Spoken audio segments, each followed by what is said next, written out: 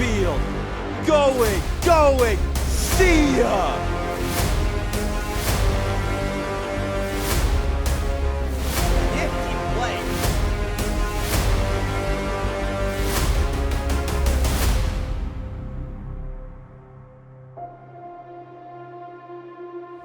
Welcome to the Florida League, where Florida summer baseball comes alive. I'm Berkleigh Mezzanotte. And I'm Kathleen Moore. And this week in the Florida League, walk-off hits, top plays, future stars, and the storylines that you won't want to miss. Welcome to Florida League Extra Innings. What is up, Florida League fans? We are back for another episode of Florida League Extra Innings. I'm Berkleigh Mezzanotte alongside Kathleen Moore. We are officially done with regular season and heading straight into playoffs, so let's head right into the recap. Starting out the final week of the regular season and some of the most important moments for teams still in the hunt, we had a cancellation in DeLand. The Dogs hosted the Lightning in a slow-burning matchup that had the Dogs starting out with a 4-3 win over the 1 seed. The Snappers, hosting Sanford, delivered an 8-0 shutout to begin their attempt at a playoff campaign this week. Wednesday hosted an unconventional doubleheader. The Snappers and the Squeeze picked up where they left off at TFA, where the Squeeze won 5-2. Immediately following this game was DeLand's turn to face the Snappers in the doubleheader. The Suns came in and took home a 5-0 shutout of their own. Thursday, the Squeeze clinched their own playoff berth with a win over the Dogs at home, 12-7.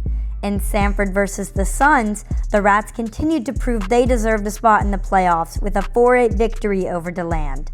At the start of the most important series for the Snappers, they fell short just one run in a 5-4 loss in Game 1 versus the Leesburg Lightning.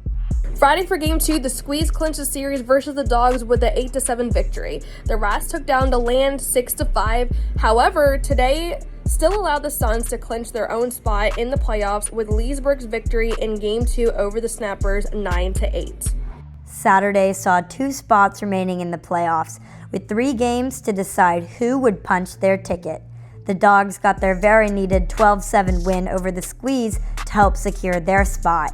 The Rats swept the Suns in an 8-3 Game 3 victory to find their way in, despite being last in the standings for the entire summer.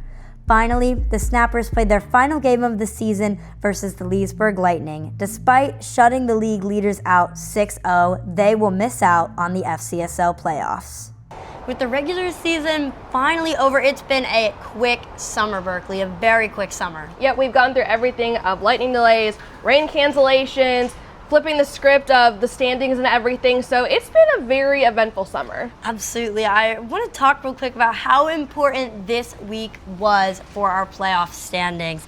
Now, as you know, Sanford has been at the very bottom of the standings the entire summer. They've been at the bottom, and somehow they've made it into the playoffs, sneaking the Orlando Snappers out of there and basically robbing them of their opportunity to defend their title from last summer. So it seems that right after the All-Star game, that's when the flip kind of switched for the Sanford River Rats, and I was talking with them and they're like, we're just a whole different team, and I thought they were kind of joking the fact of like, watch after the All-Star game, we're going to actually be a dangerous team. Now they are. They added, like you said, Adonis to the lineup, and now he's been helping them defensively. With the Snappers, like we said last week, that it was going to be especially hard for them to beat Leesburg not once but twice, especially at Pat Thomas Stadium. But they did get the win last night in Leesburg, but it didn't really help their case that Sanford's been hot and the Snappers were behind in the series against Leesburg. Absolutely, and not to mention with that Sanford series versus DeLand has seen a lot of fielding errors over the past week. Their bullpen hasn't been performing to the caliber that they've been for the rest of the summer, so it just basically gave Sanford an open lane into playoff contention, and now they're the 3rd seed. Yep, and like with DeLand, it's unfortunate that hitters feed off of how their pitchers are performing. If their pitchers are kind of down, then it kind of deflates the lineup like when they come up to hit. So that really was a little frustrating scenario for DeLand when they have a monster lineup. Right, and their lineup is incredible. I mean, you've got Akil Namala, who's just a monster at first base, and again, I'm just disappointed with the bullpen. They have not been performing the way that you would expect them to in such a crucial moment in the season. But let's move on to the Winter Park Diamond Dogs series with the Winter Garden Squeeze. Now, The Dogs, again, were one of those teams that hadn't clinched yet, and they haven't been in the playoffs since 2023, Berkleigh. So this was a big moment for them to actually have that opportunity, and they did. Last Saturday, they had a 7-run inning, Berkleigh, to basically give them their playoff spot.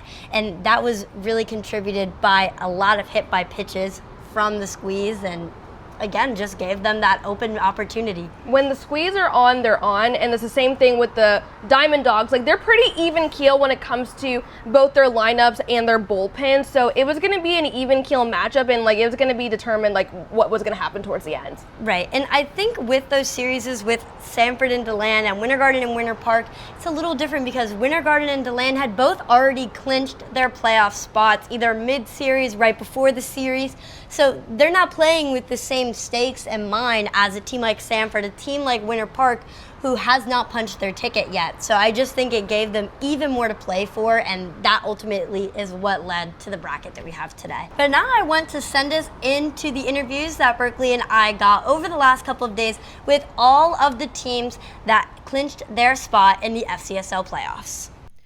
Charlie, second year for you for the Lightning and second year for you guys clinching playoffs. So what's been the expectation like for you guys, like not just last year, but this year as well? Yeah, I think the expectations are we're meeting them. You know, there's some days like today we only had 4 hits, but we still found a way to chip away a win. And I think overall the expectations is just winning, whether it's with walks, hits, just sac flies, making plays. I think as of right now, we're succeeding with meeting our expectations, and the next step, since we're clinching playoffs, will definitely be a championship. And I think all the guys are pretty confident going into that. So there's been a lot of records that you guys have been breaking this year for the Leedsburg Lightning. What has it been like through your eyes being a part of those many records, not just you but some of your teammates as well? Yeah, no, it's been awesome. It just kind of shows like the group that we have. This group's here to play, and we're here to do damage. And I think with all the records that the team's breaking, it just kind of shows that we're meeting our expectations with doing that. So now you guys made it to playoffs last year. You came up just a little bit short, but the year before, like, guys, obviously we're champions. So yeah. What is the mindset, being calm, cool, and collected, getting it done this year? Like, what's the formula gonna look like to get it done? Yeah, I think we just need to keep doing what we're doing. Like, obviously, some days we could do better, but like wins are wins, and at the end of the day, we just need to keep chipping away runs and making plays. I think we're good at doing those two things, and runs win and making plays. That's a winning recipe, and I think that's the focus. We're just taking it day by day. So yeah. Coach, I know that you guys just clinched your playoff berth a few days ago. Just tell me how that felt for you and the guys. It was good. I mean, we had obviously a plan all year, or all summer, I should say, to make playoffs. And, realistically, we wanted to wind up in that 2 or 3 seed just so we could kind of get past that playing game. So we accomplished that. So it's been good. Some small goals taken so far.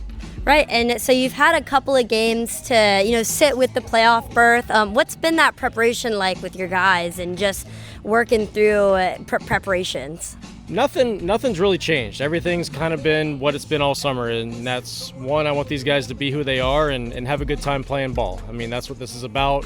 Obviously, we want to win. We want to, see these guys get better, but we also want to enjoy the time. So I think keeping that atmosphere, keeping that kind of mentality, I think has definitely helped us play loose and not really worry about any kind of, playoff pressure, whatever it might be. Like, we're obviously just trying to take that off and just go out there and play the game. Right, and then just some overall thoughts on how the season has been so far for y'all. I mean, it's been a really tight race between all the teams this summer. Yeah. No, and it has, and it's been good to see us go through some ups and downs. That is one thing that I preach to any team that I coach or any player that I help is, you got to fail. You got to be willing to fail. You got to be okay to fail. And the main thing with that is did we learn from it and not make that same mistake? So that's a lot of what we've been doing. Just kind of going through those ups and downs and just trying to stay as even keel as we can.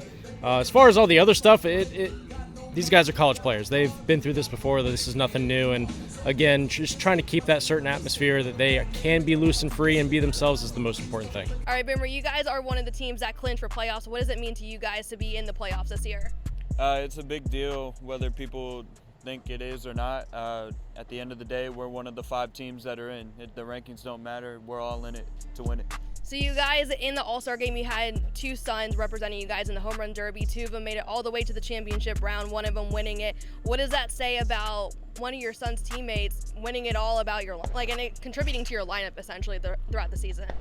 Our lineup's good. We have the talent that's there. We just need to start putting it together, stringing some things together. We have the pop. We have what we need to be a really good team, and we need to execute. Now, what is the message from Coach Piercefield to you guys going into playoffs, essentially? Really making sure we have that team atmosphere, because if we want to win, it has to take all of us. It's not going to be an individual effort, and we all need to do our part if we want to win. Now, Nolan, the Winter Park Diamond Dogs just clinched playoff berth for the first time since 2023. What does that mean to you and your guys? It means a lot. I wanted for us to come out and just play hard tonight, and that's exactly what we did. So we got good pitching performances. We hit the ball and had key base hits in key situations. So it was a good win. Absolutely, it is. And just kind of talk about the season overall. I mean, it's been such a close race between basically 5 of the 6 teams. What has that been like?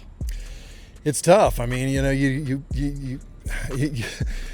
kind of have the sense that you're on a roll, and then it can get wiped out that quickly, and then you get a couple setbacks that you have to deal with, and you find out that you're still in it. So I mean, it's anybody's ball game right now. So we're just happy to be in it. We got a chance to play Monday and see what happens. Right, and it all came down to the wire tonight with this slate of games this Saturday. So what were the message to the team before the game today? Just play your asses off and lay it out on the field and just see what happens. Compete and keep away the free bases that is so important always. And just focus and play your butts off, and that's what they did.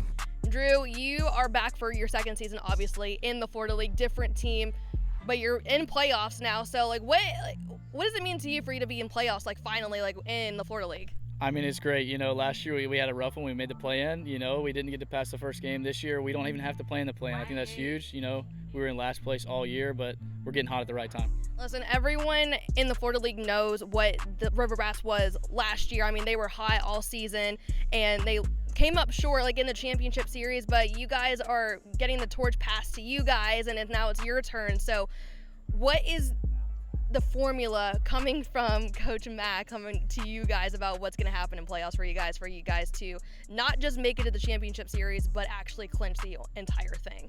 Well, I think Coach Mack knows that. I mean, if we didn't want to be here, we wouldn't be here. We have a lot of every guy here wants to be here, and we just have a lot of guys with grit and a lot of guys who they're stepping on the gas all the way. You guys have a very dangerous lineup. It's come to life in the second half. I mean, Adonis won MVP in the All-Star game. So, I mean, what does that say about your team, finally getting hot and just making it work? When you have a lot of guys get hot at the right time, we're going to go far. Nobody wants to see the Rats when they get hot. So, what do we expect to see from the River Rats in playoffs? What is it going to look like? The Rats are going all in no matter what. We're not taking our foot off the gas. We're going to stay hot. So we got a perfect mixture of reactions from coaches and players, and now we know what everyone's mindset is going into playoffs. Of course. It's going to be a scrappy playoff run. I'm really excited to watch. But now it is time for Player of the Week. We have Boomer Rogozinski, catcher with the DeLand Suns, and Christopher Kelt is our pitcher of the week with the Sanford River Rats. 2 incredible players in the Florida League. They've had an incredible summer as well. Boomer is going to be an extremely talented freshman going into Stetson. I already see it. He looks so comfortable in Stetson Stadium playing for DeLand, and I've gotten to see Kelts as well, pitch, and he just looks like a stud on the mounds. Of course. And then with Boomer, I've been out at the DeLand Park a lot this season. He's there early. He's there on off days. He's getting his reps in. He's in the batting cages. He's getting extra practice. I mean, that's the kind of work you want to see from your incoming freshman. But let's go to those interviews now. I'm here alongside Boomer Rogozinski, the Player of the Week for the Florida League. Boomer, what does this mean to you to be recognized as the Player of the Week? It's a big deal, especially as a younger guy coming in. I think that was one of my goals coming in, was to come down here and be able to perform, not just reps, but be able to put up good numbers and do what I can to help the team win. Heading into the Summer League, did you have any goals at the plate and behind the plate as well? I wanted to try and get as many hits as I could, especially get on base, because I know I can use my speed to steal bags, get guys in, just do what I can to help our team win. And then behind the plate, just work as hard as I can defensively and just be a good guy. What do you have to say about the Suns team as we head into playoffs? The Suns are looking good right now. I like the way we're coming together. As we get down to it, the team's going to be working really hard, especially tonight, if we can go out with a win right here to really set us into playoffs. So I'm excited. For sure. You're heading into your first year at Stetson. What do you look forward to most? I'm looking forward to getting it on with the incoming freshmen. I've been playing with a lot of them. Fabian Anson-Santi, Danny Garcia, played against them a couple times in this league, and I'm looking forward to get it after it with my guys. They're great, and I love the way we're looking right now. Well, congratulations again for being Player of the Week. Thank you. What's up, Rats fans? I'm here with Pitcher of the Week, Christopher Keltz. He got the win tonight in Sanford, 6 innings, and then his performance to get Pitcher of the Week was at Orlando, 6 scoreless, no earned runs, 8 strikeouts. So can you tell me a little bit about how you prepare to come into pitching appearance? Well, everything kind of just feels natural, you know? Like if it's a good day, I know I'm going to have one. If not, I'm still going to make the best out of it. So just attack the strike zone early, always get the first pitch strike. And how do you feel like your momentum individually as a pitcher, how do you feel like you've grown off each appearance throughout the season? Yeah, every single time, you know, I'm growing off the guys, not just off myself, you know. Like the appearances are great, but at the end of the day, it's about defense as well. My guys are there to back me up. So. And how do you think that the team's morale and sort of coming together, how do you think that'll do as you push into the playoffs? Oh, it's great, you know, like we're starting to stick together really, like we're looking more like a family instead of a team, and that's what I like to see, you know, with my teammates, with my buddies, so it's what I want at the end of the day. We absolutely love getting to recognize these players every single week for Player of the Week. And I believe we'll have one more installment of it in our final episode next week during the championship series, so stay tuned for that. But now it is time for our favorite segment of the week. It is our calls of the week, and we have some pretty outstanding ones, especially one from Adonis from the Sanford River Rats, so let's take a look. No more escape routes for him. Full count pitch, runners go, pitch to Velez, whack deep into left field. That hits off the wall. Pines comes in to score. Walker coming in from third, he'll come in. And a bases clearing double for Adonis Velez, and the Sanford River Rats take a 3-2 lead. First pitch to Amala, driven into left. Back goes Beal, still going back to the track, to the wall, looking up, gone! Home run number 1 on the season, Akil Namala. The Suns get their first runs of the ball game and cut the Sanford lead. It's now 3-2, and that ball just kept carrying. The 0-2 again. Hankerson lifts it into center field. It carries Dumas back. He looks up. It's gone! James Hankerson goes to straightaway center field, ties up the ball game. 3-3 now in the third. He's behind 1 and 2. The pitch from Hendrickson is lifted high, deep into right. Back goes Cortelli. It is over the scoreboard and is gone. A 2-run home run for Johnny Davila. And the Orlando Snappers in the final game of the season have certainly made a statement. The 3-1. Hankerson lifts it to right center field now. It sends Keller back to the track, and it goes over the wall. Back to back. Rodriguez with a grand slam. Hankerson with an opposite field shot. Orlando pushes it one further. 6-0 Snappers in the bottom of the first. Thank you so much to the communication staff who've been sending in their calls all summer long. You guys have gotten better every single week, and it's been so much fun for us to watch. Now it's time to round the bases and look at the home run recap. Officially his first in the scorebook. The pitch to Logan Chalk now rocketed. Left center field. It's back. It's gone. The hitter's count offering awaits Anto Santi. The pitch is sent into left field. He got all of it. Does it have enough? Yes, it does. The 0-2 again. Hankerson lifts it into center field. It carries Dumas back. He looks up. It's gone. The 1-0 home to Garcia. Swung on, lifted in the air, right field, sending back Cortali. He looks up. Danny Garcia goes to right field. First pitch to Gwynn is sent into left center field. Does it have enough? Yes, it does. The 1-1 offering to Colson May is sent into right center field, or rather center field. And it's out of here. Chance here to make a instant impact. The first pitch, Roy Rodriguez lifts it to left field. It's a grand slam! The 3-1. Hankerson lifts it to right center field now. It sends Keller back to the track, and it goes over the wall. Back to back. The 1-0. Hit hard by Waddingham. Right center field has some carry. It's over the wall. Leesburg's taking the lead. And they'll do it again. 3-2 pitch from Bilbao. Hit into center. Dumas going back, and it is over the wall and out of here. Another opportunity. He's behind 1-2. The pitch from Henriksen is lifted high, deep into right. Back goes Cortelli. It is over the scoreboard and is gone. And we'll see if D'Lo tries to steal. First pitch to Namala, driven into left. Back goes Beal, still going back to the track, to the wall, looking up, gone.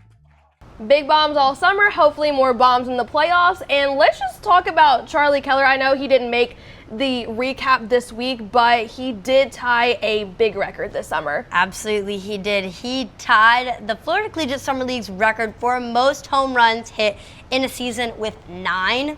I mean, what an accolade for him. I know. I wish that he could have gotten just one more before we got into the playoff brackets, but it's still a big accomplishment. It's so hard to do that, especially like as a college athlete, but he's so humble, he's so generous about it, and he's very nonchalant about it. But I mean, there's nobody more deserving than Charlie Keller. Of course, you know, this is a short summer, it's a short season, so 9 home runs over these games, it's a very impressive feat.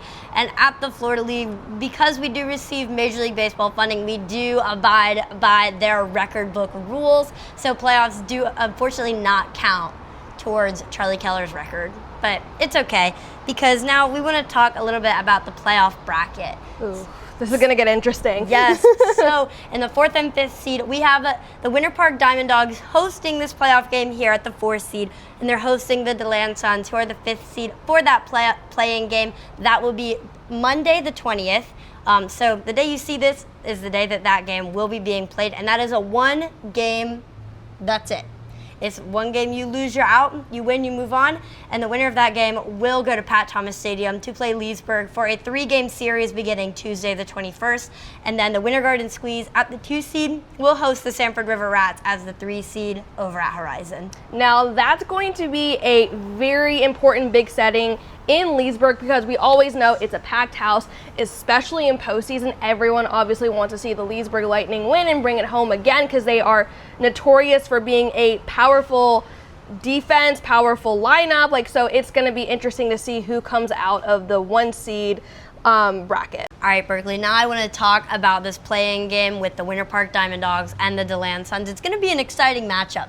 It's pretty even keel. Like we said, Leesburg Lightning all the way up here, everyone else fighting position to really prove themselves, move on to the next game, and it's going to be interesting. It definitely is, and I really hope that DeLand is able to correct those errors that they were having earlier this week, because otherwise this is not going to be a competitive game, because Winter Park has been on. they've been on. After the first 2 games with the Winter Garden Squeeze, last night, that was a different team that we saw. And Piercefield did say for DeLand, like I did ask him, like, what was the message to your players going into playoffs? He goes, we need to erase the errors. It is a team sport. We all need to back each other up, do what we need to do, and that is a team that you normally see is when we all work together. Absolutely. Now, we need to talk about the Winter Garden Squeeze and the Sanford River Rats. That's also going to be an exciting matchup.